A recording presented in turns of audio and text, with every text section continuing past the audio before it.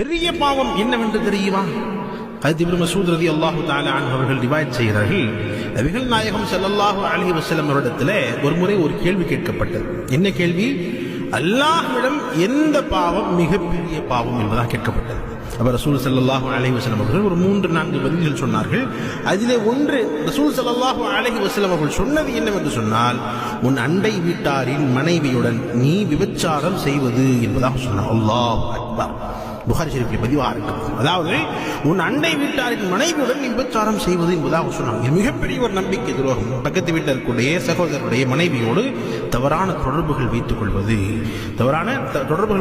விபச்சாரம் செய்வது, தவறான எண்ணத்தில் பார்ப்பது, இது மிகப்பெரிய பாவம் அல்லாஹ்விடத்தில் என்பதாக சொன்னார். எனவே சின்ன பாவம் பெரிய பாவத்துக்கு என்ன வித்தியாசம் என்பதாக சொன்னா, சின்ன பாவத்தை அல்லாஹ் நன்மையை கொண்டு அல்லாஹ் மன்னித்து விடலாம். ஆனால் பெரிய பாவம் இஸ்திக்பார் செய்யாமல் பாவமன்னிப்பு தேடாமல் மன்னிக்கப்படாது என்பதாக ரசூல் ஸல்லல்லாஹு அலைஹி வஸல்லம்